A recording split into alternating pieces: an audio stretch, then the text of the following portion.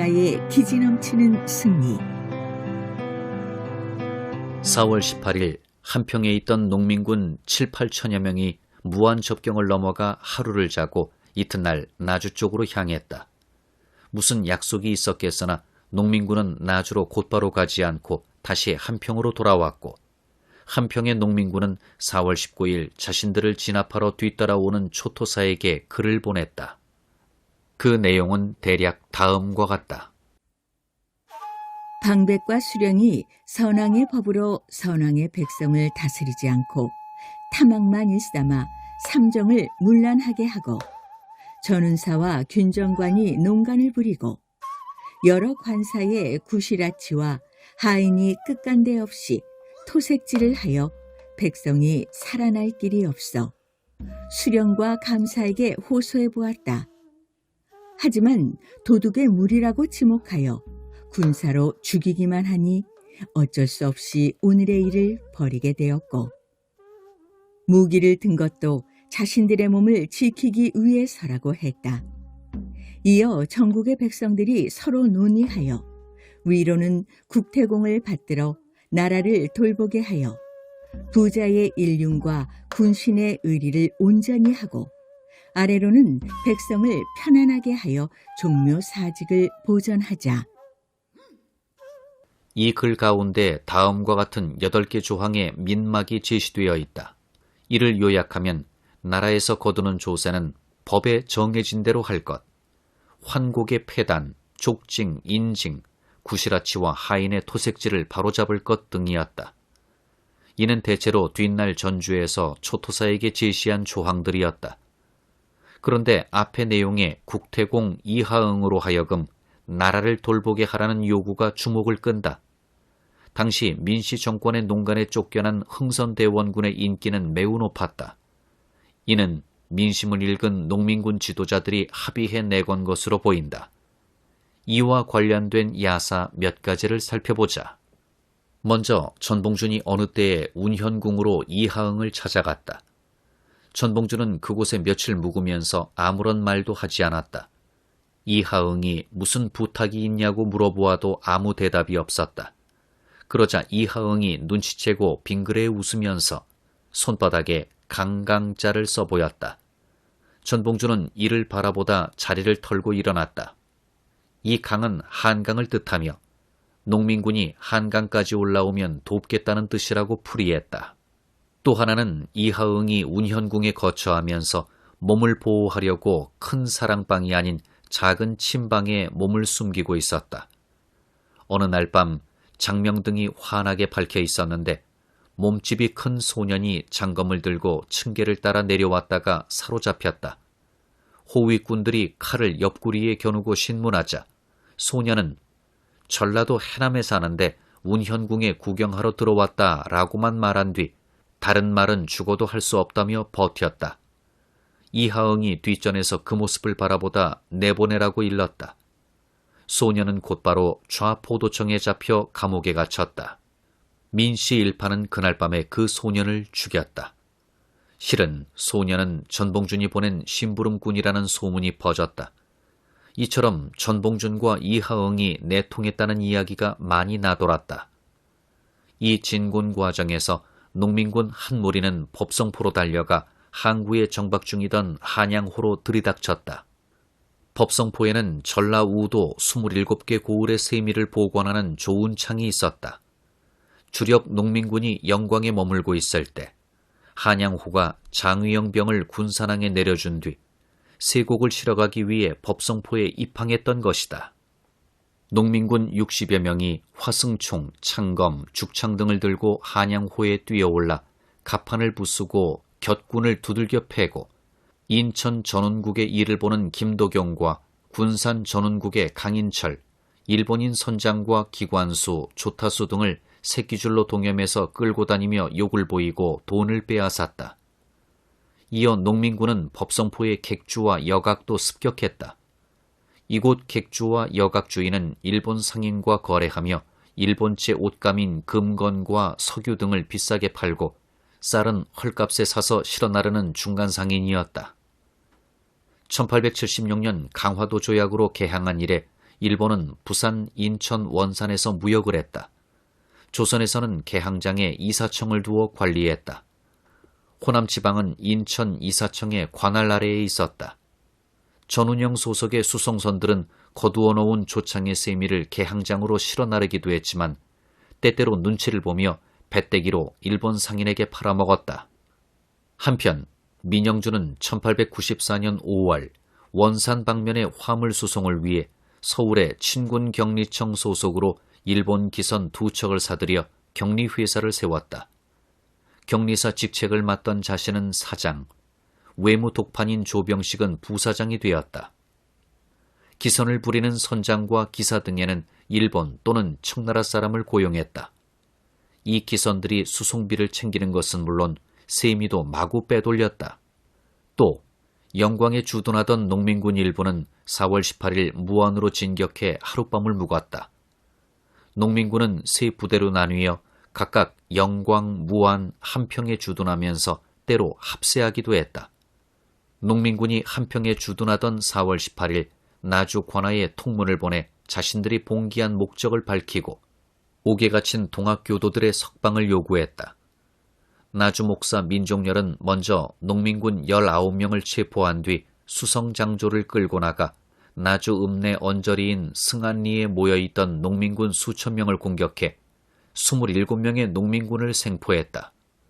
이 일로 크게 분노한 농민군은 곧 나주를 공격할 태세였다. 하지만 농민군이 나주를 공격하지 않은 이유는 나주의 방비가 워낙 튼튼해 쉽게 무너지지 않으리라고 여겼기 때문이다. 나주 점령을 실패한다면 전주 점령에 큰 차질을 빚게 될 터였다. 그래서 전봉주는 여러 고을의 군사를 집으로 돌려보내고 도인을 풀어주면 나주 고을에는 들어가지 않겠다고 나주 관아에 통고했다. 농민군은 더는 남아하지 않았다.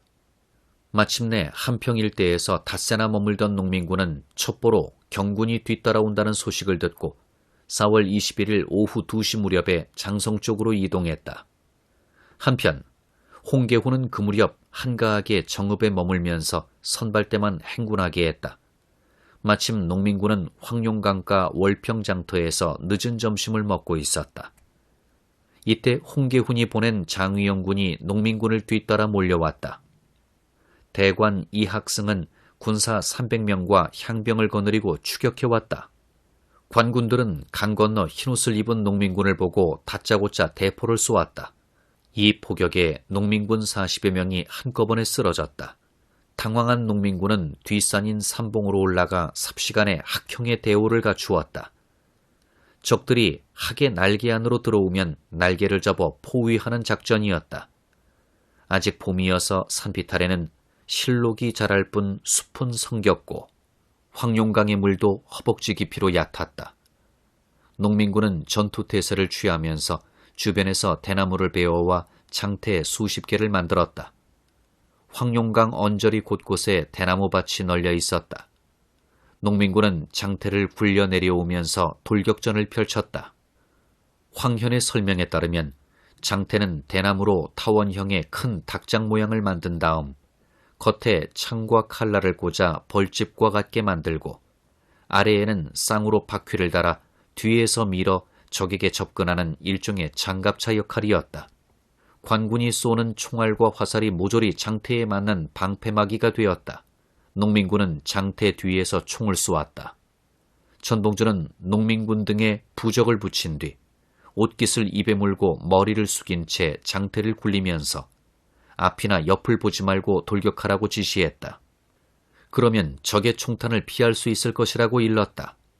주술적인 방법을 빌려 용맹을 북돋움과 동시에 두려움 없이 접근전을 펼치게 한 것이다. 그리하여 농민군은 장태 뒤에서 총을 쏘면서 또 장태를 굴리면서 진격했다. 농민군은 장태를 앞세워 강물을 건너고 신호마을 언덕을 넘나들며 30여리나 돌격해왔다. 앞장선 향병들이 도망치자 장의영 군사들도 따라 도망쳤다.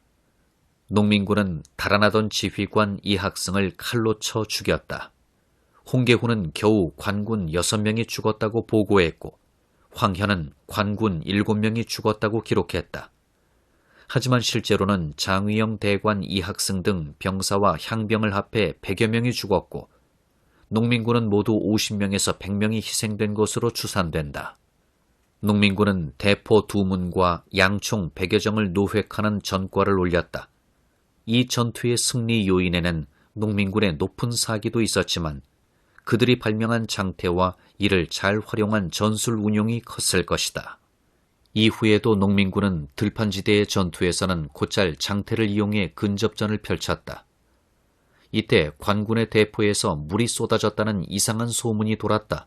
농민군이 신통력으로 대포를 무용지물로 만들었다는 둥, 고을민들이 관군 몰래 대포에 물을 부었다는 둥, 농민군 대장들은 총을 맞아도 죽지 않는다는 둥, 이런저런 소문이 왁자하게 퍼졌다.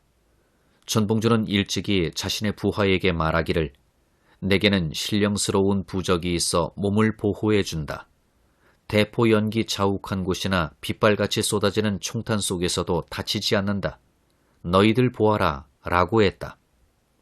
그러고는 탄환 수십 개를 소매 속에 숨겨둔 채 입이 무거운 부하 10여 명에게 자신을 애워싸고 총알 없는 빈총을 쏘게 했다.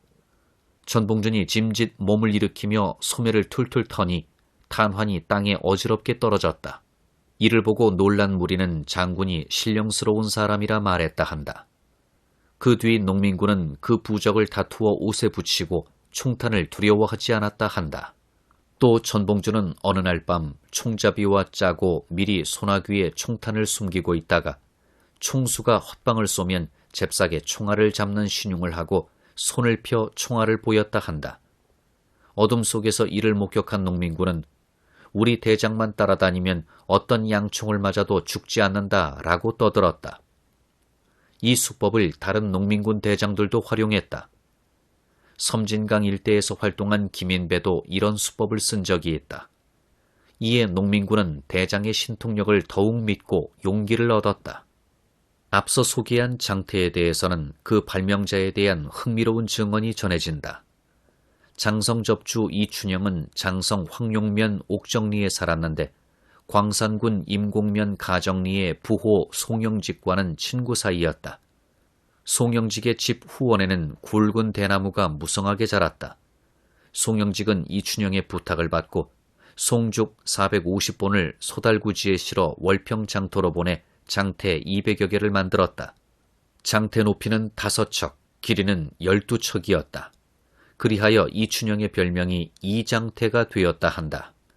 이 장태는 농촌에서 흔히 닭을 가두어 두던 닭장을 변형해 만든 것이다. 백산에서부터 농민군 지도자로 참여한 장흥접주 이방원도 장성 황룡전투에 참여한 것으로 보이는데 그가 이 장태를 만들어 이장태라는 별명을 얻었다는 주장도 있다. 또 담양에는 이장태 접주가 집강소 기간에 활동했다. 이 담양 이장태와 이춘영은 동일 인물로 보인다. 이렇게 농민군은 장성 황룡강에서 대포를 끌고 온 중앙군을 상대로 2번째 승리를 거두었다. 이때 다시 한번 가슴이 철렁 내려앉았을 홍계훈이 장성 황룡 전투의 패전 소식을 듣고도 군사를 급히 전주성으로 돌리지 않은 까닭은 무엇일까?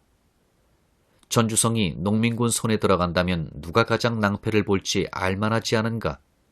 전술적으로 판단해도 이 처사는 이해되지 않는다. 사기가 오를 대로 오른 농민군은 대오를 정비한 뒤 나팔소리를 크게 울리며 갈제를 넘어 원평으로 내달렸다.